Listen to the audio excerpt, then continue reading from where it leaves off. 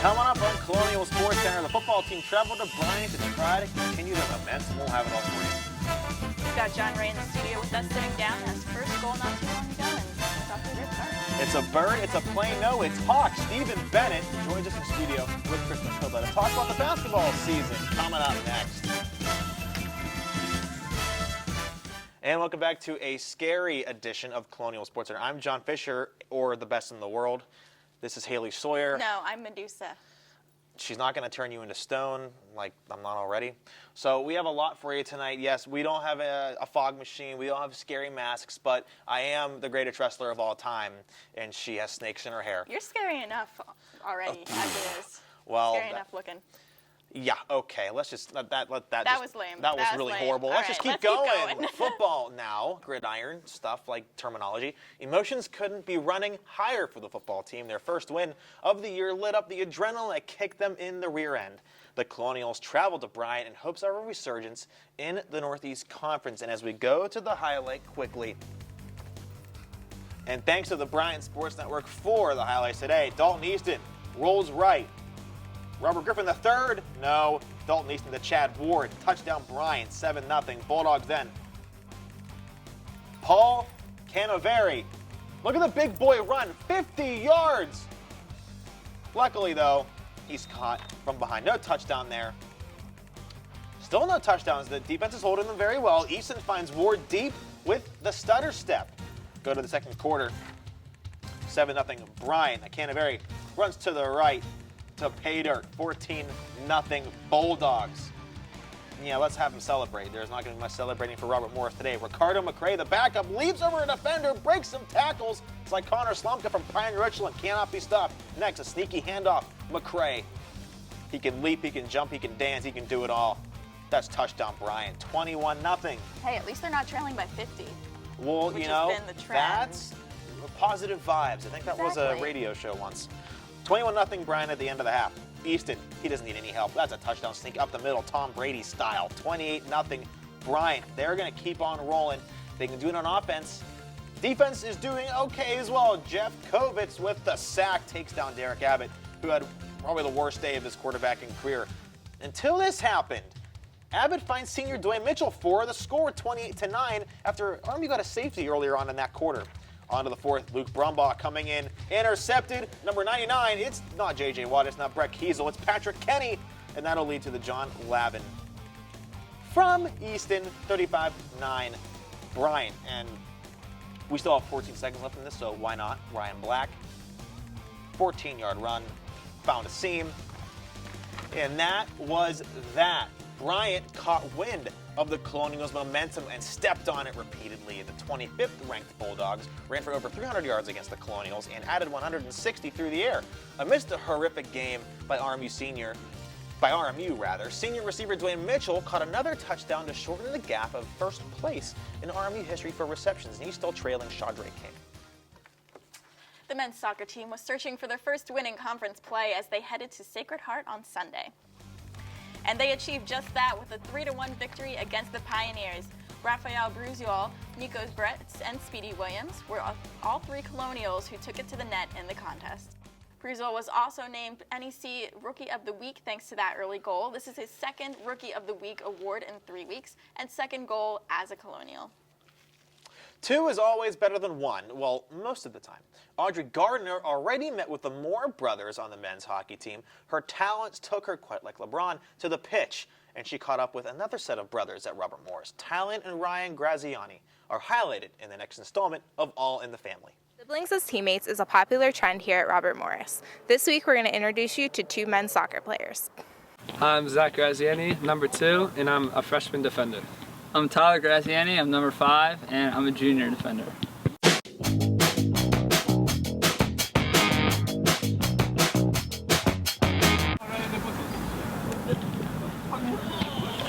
I like that one though. I might want to switch mine.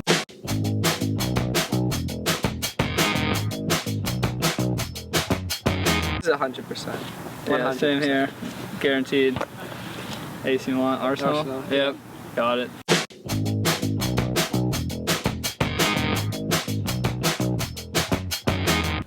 So Subway? I said Buffalo Wild Wings. Yep, that's it. But boneless wings. Boneless Yes, wings, yeah, okay. Subway. Boneless. Growing up just a short drive down the road, the brothers spent their high school years playing at West Allegheny. The duo would spend a few years apart before they returned to action this fall, where Tyler joined the team as a transfer from Xavier and Zach entered his rookie season. I'll say, I think since he's been like 2 years in Division I soccer, I think it's helped me to figure out like how to act and like kind of bridge the gap from high school to college soccer. Since it's so close, we've been on campus a few times, but as far as the soccer, other than a couple games, really we just had to come and like be recruited and meet until I knew something about it. Z had committed before I did, so I knew for a few months before I wanted to transfer that he was coming here. That kind of helped like the recruiting process, I think, a little. Yeah, so I was a little bit more familiar with Bill and the program. I see him going through stuff that I remember going through from freshman year, so it kind of like takes me back a little bit, and I can see kind of like what I was like as a freshman, so I think it's kind of interesting. The two wrap up their first season here at RMU in the next coming weeks. They look to help each other improve for the next coming season. Reporting from the North Athletic Complex, I'm Audrey Gardner, Colonial Sports Center. Thanks, Audrey. Yet another RMU basketball alum is grabbing the spotlight in professional basketball. Messi and Wigway has agreed to terms with the Miser Insurance Club in the Egypt Super League. The 2010 alum now has 4 seasons of professional basketball to his name. And as a Colonial, and Wigway helped his team to the 2008 NIT and was the 2010 NEC Defensive Player of the Year. Well, we got through a little over 7.5 minutes of me, straight edge, looking like CM Punk, a.k.a. Phil Brooks, who's living in Chicago right now with his wife, AJ Lee, or April Mendez. I don't have a life, people. Oh, I should have been AJ Lee. What was I thinking? Oh, that would have been awesome. But, and props to you, because you kind of look like her. The faces are similar. Anyway, coming up next, men's hockey look to extend their winning streak. And speaking of, we are talking to none other than John Ray, who scored his first goal recently. So we'll get to that a little later on. What else? I think another friend of the show won another award recently. Yeah, again. I mean, Defensive Player of the Week. Her name might rhyme with Lecky. Coming up next. Is that a word? No. Oh, okay. These boys are my heroes. They come every week to spend time with my children. At Robert Morris University, every student is expected to reach out to others. They can teach them something no one else can. Wisconsin. They're role models to the children, and homework comes way before sports. Their grades have improved, and their lives are just a bit richer. Okay. What they do for my kids is truly wonderful. Change someone's life. It changes yours forever. Robert Morris University. I call them my lifeline.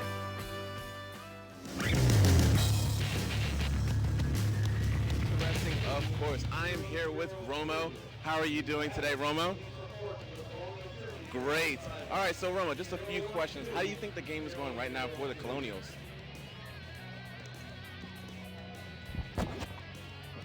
All right, on top of that, like, what do you think about the play of Paul Jones and his defense just demolishing Morgan State right now?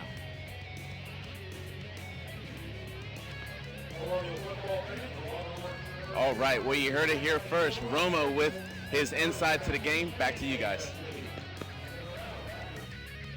Be sure to tune in to Colonial Sports Center every Thursday, 9:30 p.m. on armycentralmedia.com and Channel 98 around the Moon Township area.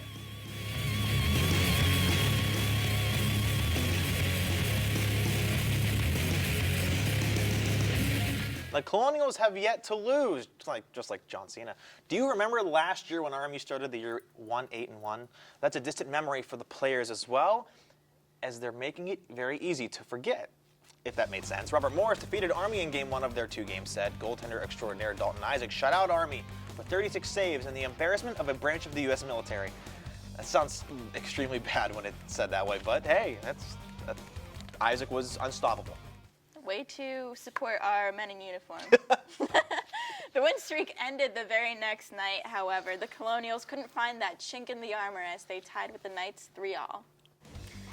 Cody Wido notched a hat trick in the draw, even though he was a game-time decision thanks to an injury he sustained the night before. Zach Lynch had 2 assists, and John Ray had 1 assist, who was just on the show. Terry Schaefer had 37 saves. It's always nice to reward players with their outstanding efforts. A hat trick and a superfluous shutout will get that brass ring for sure. Wido's 3-goal performance on Saturday, and Isaac for his stone-cold shutout on Friday night. To quote one CM Punk, they're making a case for best in the world. And speaking of players to watch, one is joining us right now on Colonial Sports Center, John Ray. John, thanks for joining us tonight. Yep, no problem. So let's talk about this hot start. You are on 5-0-1 right now, coming off a hot weekend against Army. Talk a little bit about the difference between last year's horrific start and this year's fabulous one.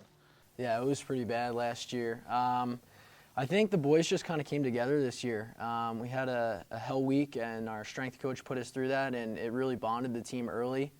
And we had a lot of downtime after that to really get to know each other. So when it came down to the ice time, it was just easy. You know, the chemistry was there, everyone was clicking, and it really became a family quickly. Whereas last year, it took all the way till Christmas break for us to start getting wins, and that's when we really bonded. And it's a good vibe right now in the locker room, and everyone's, you know, motivated to keep winning.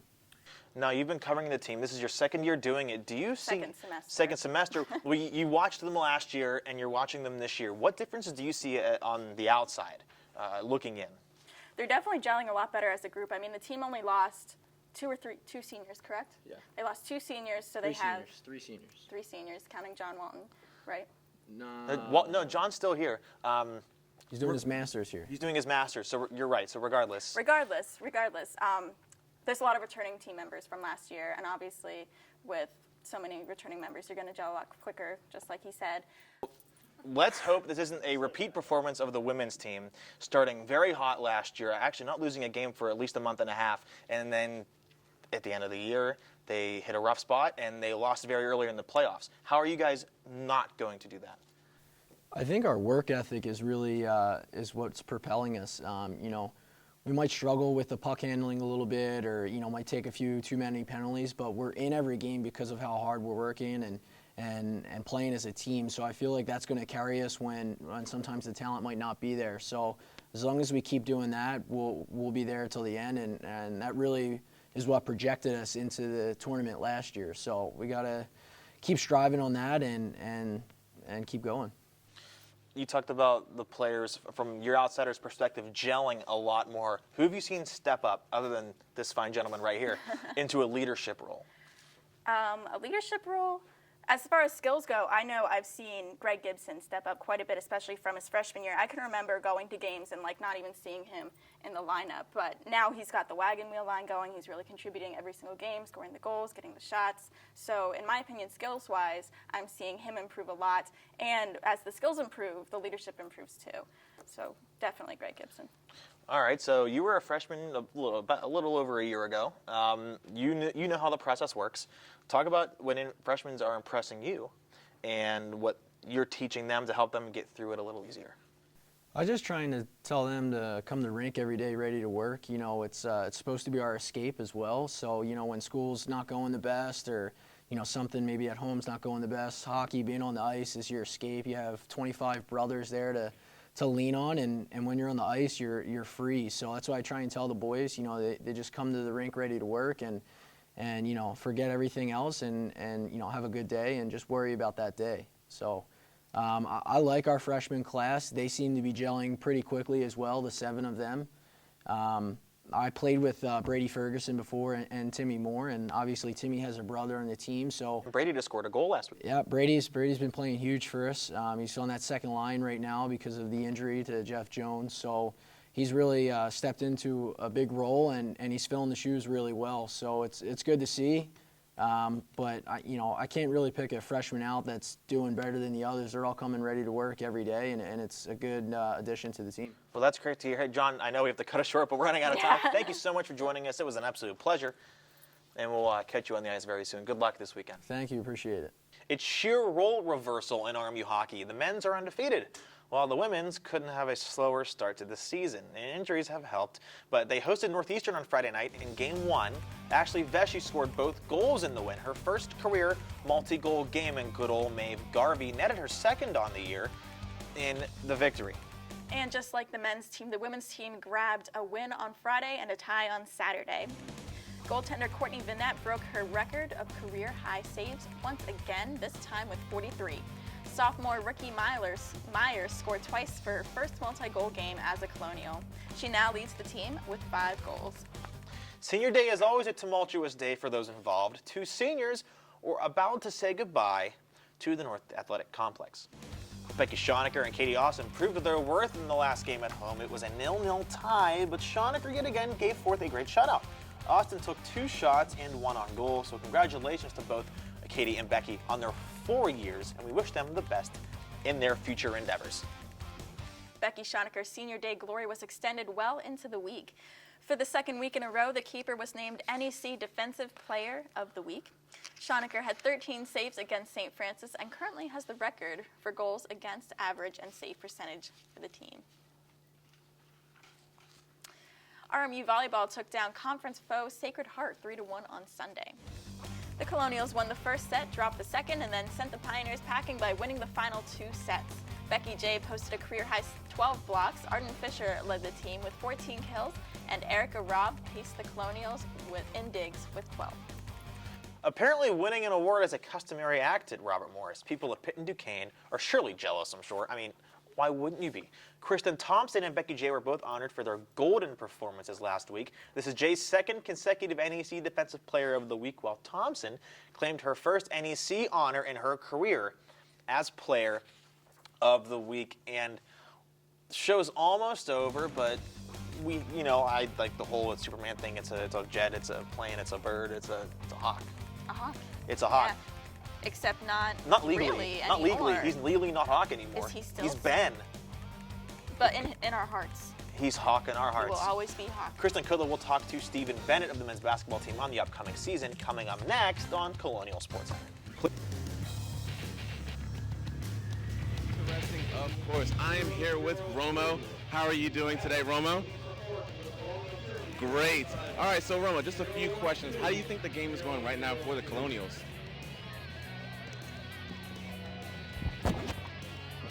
All right, on top of that, what do you think about the play of Paul Jones and his defense just demolishing Morgan State right now?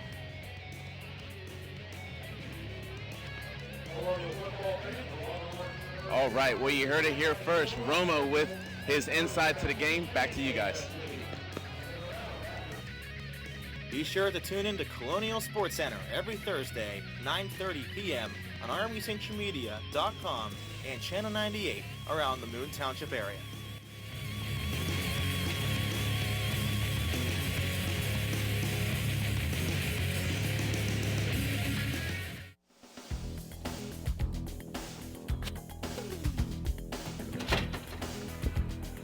Romo, have you downloaded the app?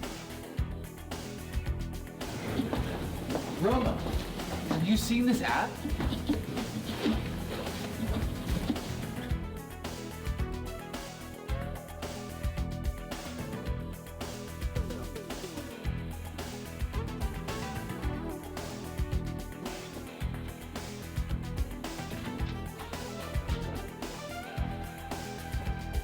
Hey, have you seen the app yet? No? All right, put it down. I'll show you what you can do. All you have to do is install it, and it'll open up for you. My favorite part of it is the police blotter. Check this out. When you click into it, you're going to go right to the top left, and as soon as you click on it, everything will be there that you need, so you can stay safe. Download the RMU Century Media app on the App Store. Romo likes it, and so will you. Welcome back to Colonial Sports Center, and Boyd, we have a trick for you. Joining me in studio is RMU men's basketball forward, Stephen Bennett. Stephen, thank you so much for joining me. Thank you for having me. Now, you haven't always been known as Stephen Bennett. Just last year, you were Stephen Hawkins, which spawned quite the nickname. Why'd you change your name? Well, when I was in high school, my grandparents raised me pretty much my whole life, and I just wanted to change it to give tribute to my grandfather. So. What was it like going through that process, and talk about the emotional aspect of changing your name for your grandfather? Well, I mean, my grandma was just pretty much proud, like, through the whole process. Like, she was excited for me to change my last name to carry it on for them because her only son that they had passed away at birth, so I get to carry the name on for the family. So. You know, that's a great responsibility to put onto you. But with your old name, you had quite the nickname, Hawk. Now, do you still keep that with the new last name, or have you gotten new nicknames since? I mean, I'm pretty sure Hawk's gonna stick with me because everybody knows me as Hawk. So, I mean, I guess I'll just keep it as a nickname. Well, I'm glad to hear that. I mean, it certainly works for you, especially with how tall and lanky you are. But going into the season, what is your overall expectation so far, especially with the incoming freshmen? I mean, my overall expectation is to win as many games as we can and win the NEC championship this year, because coming up short last year kind of was bad, but I mean, just winning overall. Now you have quite the incoming freshman class. Have you seen any of them really step up and take role enough that they've caught your eye? I mean, all our incoming guys are pretty good, so I mean, I think Marquise has took a major role as playing point guard. He's probably the most mature out of all of them, like physically and mentally. He just knows the game and knows how to score the ball. So. Now, as the men's basketball team, you guys are quite the close-knit family. Is there anything that you guys have done to help welcome these freshmen into your family? I mean, on the court, we just encourage them, like, and when they're feeling down, like, it's a lot of things you go through as a freshman that not many people know about, but I mean, it's just things you have to adjust to, and I think us, like the upperclassmen, being there for them and just encouraging them through the hard times is what they need. So. Do you guys do anything off the court to help your bond between the team? We do like little things, like we'll take trips together. Like last week we went to it's a haunted house. I forget what it's called. I think it's called 100 Acres or something 100 like Acres that. Manor? But yeah, we went there as a team. So, and the coaches went as well. So that was pretty cool. Well, okay. Now I have to ask this: who got scared the most out of the team? Probably Chuck and Elijah. Was it entertaining, to say the least, to watch them? Yeah, it was. It was very entertaining. It was funny. Well, those freshmen, unfortunately, haven't had the experiences that you guys have on playing Kentucky, playing St. John's, and especially playing with players like Carvel Anderson. How is the team adapting this season without him? I mean, I think we're adapting pretty well. Like having Lucky and Dave as the or Chuck as well, actually. But having those three as seniors and veterans playing against Kentucky and the other big teams we played against last year. I mean, they just, encourage us, I guess. I don't know. Well, I'm glad to hear that. Steve, with it being Halloween, it wouldn't be the same without a little trick up my sleeve. There is a treat for you under your chair. Go ahead and grab it.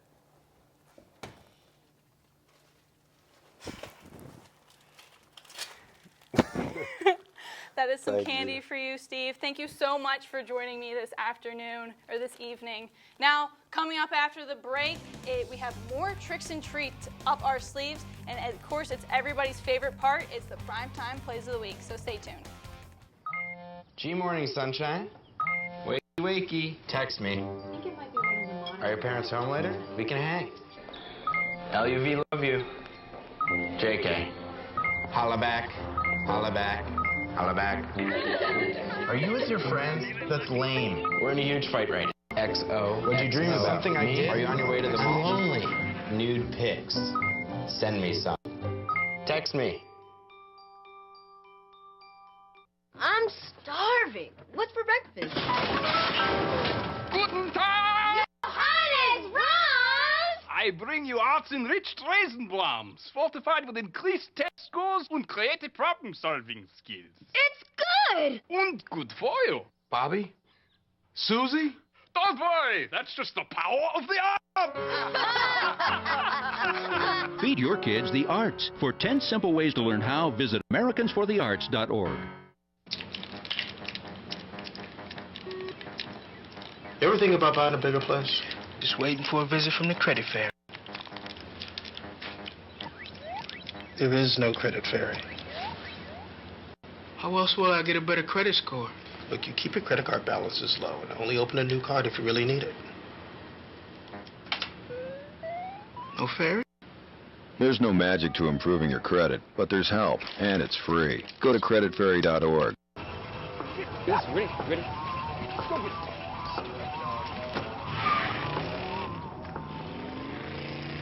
Oh, come on, Randy. Animal shelter, here I come. And no, I'm not crazy or emotionally damaged. That's a stereotype. I just belong to a total loser. I'm a good dog. So if you want a pet, adopt. And if you see Randy, tell him he dropped his wallet.